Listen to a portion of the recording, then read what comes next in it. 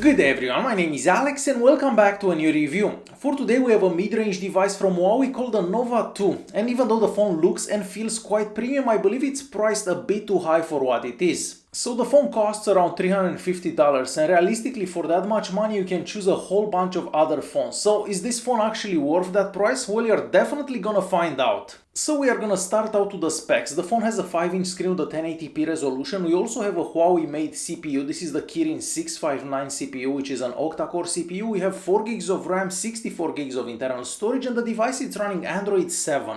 Out of that 64 gigs of internal storage, you have about 52 gigs left, but luckily we can install an SD card as internal storage, so you're not gonna be running out of space anytime soon. So the processor used for this device, the Kirin 659, it's basically a replacement for the Snapdragon 625 that they used to have for the previous generation of the Huawei Nova. Now I'm not sure if that's an upgrade because performance-wise the two are very similar, and the Antutu benchmark and the Geekbench 4 can definitely confirm that. As for power efficiency, I still believe that the Snapdragon 625 has the edge. So inside this phone we have a 2950 mAh battery, and I was able to make it through an entire day without charging the phone, and out of that about 5 hours and a half of screen on time. And even though that's not bad, I mean it could definitely be better. On the other side, the phone supports fast charging, so you can charge the entire phone from 0 to 100 in about an hour and a half, which is not bad at all. Alright, and just before we go any further, can you help me out by pressing that like button? It's gonna make a huge difference for this video. So moving back to the phone, well, this is definitely one of the smallest phones that I've seen in quite some time, but I mean we have a 5-inch screen and that's quite normal. The back and the sides of the phone are made out of metal, and this phone reminds me a lot of the Xiaomi Mi 5X or the OnePlus 5, so they do look very similar. So on the back of the phone you're gonna find a 12 megapixel camera, and this camera has a f1.8, and that's gonna help a lot in low light conditions. And we also have a 8 megapixel telephoto lens, and you can basically optical zoom with that. Aside from that we have the flash and the fingerprint scanner.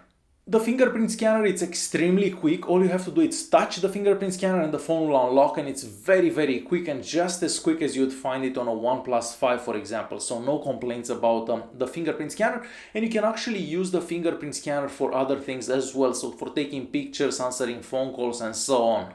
On the right hand side we have the power button and the volume keys, and these seem to be made out of some type of plastic. I can't exactly say, but they don't seem to be made out of metal. On the other side you're gonna find the SIM card tray, and moving all the way to the bottom of the phone there we have the 3.5mm audio jack. We also have the microphone, the USB-C port and the speaker. Starting with the audio jack, the sound coming out of it is exceptionally good, so it's loud, crisp and with a lot of bass, so pleasure listening to music from this device. Aside from that, the phone supports OTG, and lastly the speaker. The speaker is also very loud and much better than a lot of other more expensive devices. Now the front of the phone, even though it doesn't look that bad, it doesn't look like a phone from 2017 and mostly a phone that costs around $350, so you have huge bezels all around the screen and a big chin and forehead. All the way at the top you're gonna find a 20 megapixel front-facing camera. We also have the speaker and a small LED notification light. That 20 megapixel front-facing camera has the potential to take some really good looking pictures in the right conditions. So basically if you have plenty of light. As soon as you don't have plenty of light, well, the pictures become quite grainy and blurry. So yeah, I was not expecting that. The 5-inch screen has a resolution of 1080p, and it gets bright enough so you can actually use the phone outside without any issues, and it gets dim enough so you can use the phone at night, so I don't really have any complaints about the screen. The viewing angles are great, you can see the screen no matter how you look at it, the colors are nice and vibrant, and the sensitivity is also exceptionally good, so no issues whenever you're typing, playing games or anything like that. And on top of that, the screen is also covered by some type of scratch resistant glass, and moving all the way to the bottom of the screen there you're gonna find the navigation buttons, and luckily you can change those from the software, so if you want the back button on the other side you can definitely do that.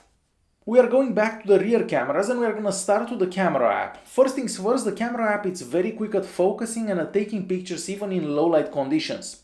There are a lot of modes available, including a picture manual mode and also a video manual mode, and these could be helpful depending who's using the phone. There is also a portrait mode available, but I didn't find this as good as the one that I found on the OnePlus 5 or the Xiaomi Mi 5X. These are a few pictures taken with the portrait mode, and in my opinion it looks kind of artificial, and I was kind of disappointed about that. So definitely much better on the Xiaomi Mi 5X and the OnePlus 5. We also have optical zoom available since we have that telephoto lens on the back of the phone, and that's an 8 megapixel sensor.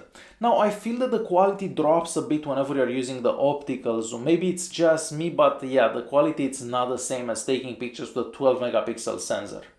If you limit yourself to just taking normal looking pictures with that 12 megapixel sensor on the back of the camera, the color reproduction is great, the pictures are very sharp and with plenty of detail, and I don't really have any complaints about them.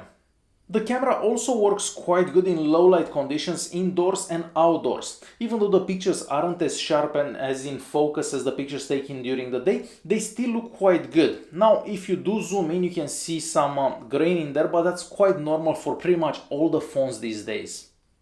This is a quick video recording with the Huawei Nova 2. I'm recording at 1080p and this is the maximum recording resolution available for this device. And from the looks of it, we don't seem to have any type of image stabilization either, at least for video recording. So this is how a 1080p recording looks with this device. So the cameras on this phone are good, but I feel that you can get better pictures with the Xiaomi Mi 5X, which is also cheaper. And if you want to check out the review for that phone, you can find the link somewhere around here. Performance-wise, even though the scores that we got on the Antutu benchmark and the Geekbench 4 aren't the highest and nowhere close to a flagship device, the phone is not slow by any means. I mean, the only difference between this and a flagship device is the time that it takes to actually open apps.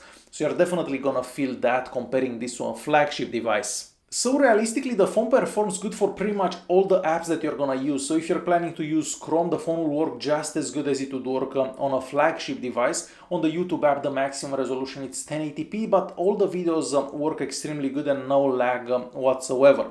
For gaming, the phone also does quite good, and I played GTA San Andreas at the maximum settings, and as you can probably see for yourself, the phone did perform very well. Now, the phone was kind of hot while playing games, but it never got that hot to actually turn off. The GPS unit inside the phone also works great. It only takes a second for the phone to find your location, and once the location is found, it doesn't seem to lose it easily. And of course, using Google Maps also works quite good. Now for sensors, we have all the sensors that you'd expect from a flagship device, including a gyroscope, and all the sensors that I tried seem to work good as well. For connectivity, the phone can connect to 4G networks. However, here in Canada, I was not able to get the phone connected to any 4G networks. And strangely enough, the phone doesn't seem to support dual band Wi-Fi, so you can only connect to the 2.4 GHz Wi-Fi bands, which is very strange. Now, the phone doesn't have NFC either, and for a phone that costs around $350, we should have definitely have NFC, but the speeds that I got over that 3.5G connection and the 2.4 GHz Wi-Fi band were appropriate. Now about the phone's UI. So the Nova 2 comes with Android 7 right from the box, and we have Huawei's own skin on top of it. This is not as bad as we've seen on previous Huawei devices, but still far from being my favorite. Scrolling in between screens and opening new apps, multitasking, everything works well, and the phone didn't seem to slow down no matter what I was doing with it. We also have access to Huawei's Steam store, but you will need to make an account if you plan on using any themes from that store. Overall, this is an improvement over past Huawei devices, but still a long way to go. The Settings app has plenty of features and settings, but everything seems to be hidden away and moved somewhere, and kind of difficult to find it. So if this is your first Huawei device, yeah, it's definitely gonna take you a while to get used to it. And it's time to conclude this video. So overall, I don't really have any bad things to say about the Nova 2, but I feel that the phone is a bit overpriced for what it is, because we can just get the Xiaomi Mi 5X and we basically get the exact same performance and somewhat better cameras on that one. Now again, that's just my opinion, but if you really want the Huawei brand, I guess you could go for this phone and it's gonna be a great phone, but yeah, I just feel it's a bit overpriced for what it is. Alright guys, hopefully you enjoyed this video. If you did like it, press that like button, don't forget to subscribe, and I'll see you in the next one. Thanks for watching.